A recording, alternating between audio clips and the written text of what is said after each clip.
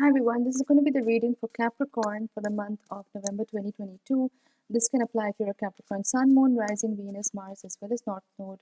So be sure to check out the other signs, excuse me, in case this reading does not resonate with you. And do keep in mind that, hang on a second.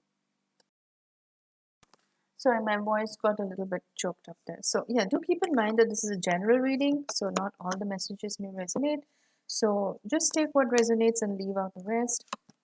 And I'm also taking bookings for personal readings. So if you'd like to book a natal chart reading with me, Synastry chart reading or relationship compatibility, excuse me, or tarot, you can drop me a message on Facebook or email. Both the links are in the description box, and I'll get back to you as soon as I can. So let's look at your cards, Capricorn. Let me just draw one more card and then we'll get started. Right.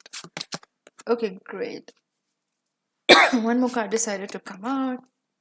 That's like your overarching energy. Okay, so Capricorn, I'm going to show you the cards that I got. The Empress in a reversal position, the Two of Wands, the Moon card in the reverse, Seven of Swords, Five of Cups, and the overarching energy is Three of Pentacles. Okay.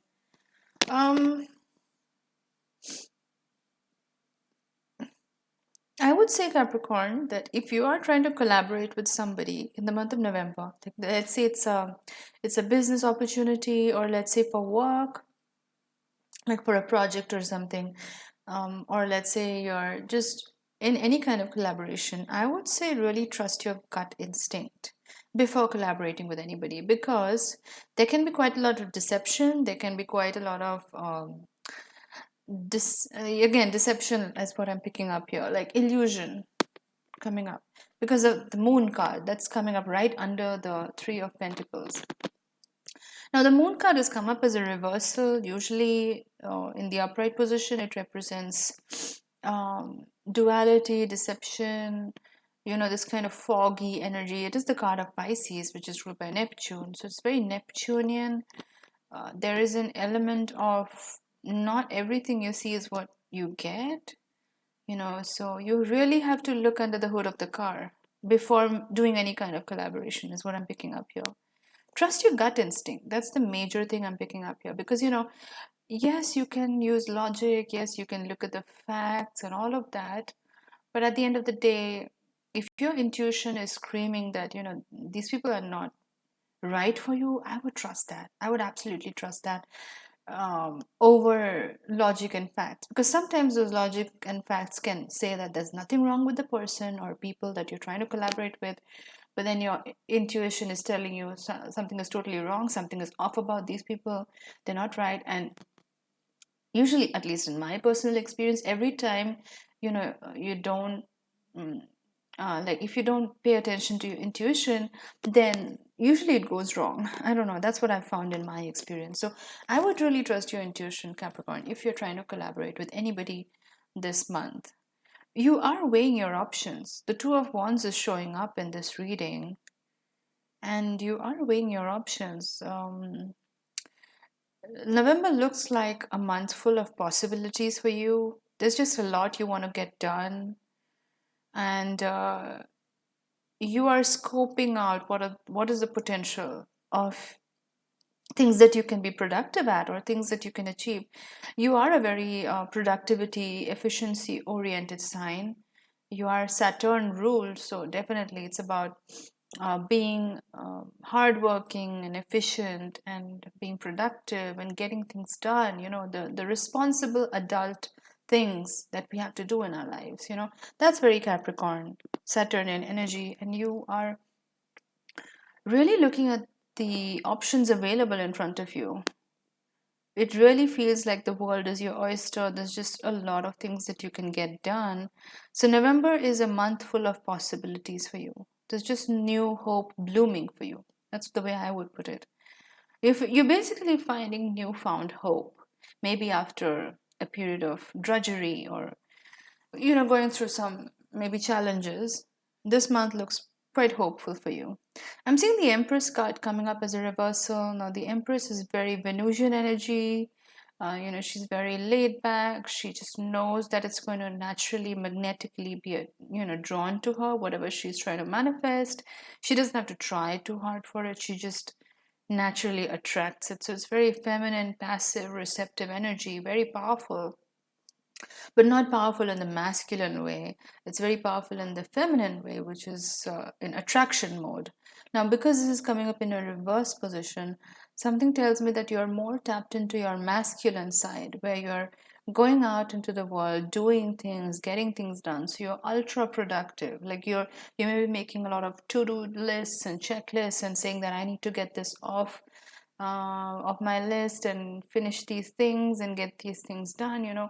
So you're getting a lot of things checked off in the list, and that's good too. Like if you want to be productive and efficient, then definitely go ahead and do it. Like some months we feel less energetic and we just want to relax and smell the roses, so to speak. And some months, like, you may be in total go mode and you just want to get things done, and this may be one of those months. There is some kind of conflict I'm noticing, or some kind of deception. And it's interesting because I'm seeing the Seven of Swords, which is the card of deception and trickery. It's coming up right next to the Moon card, which is what I was talking about earlier, about that collaboration thing.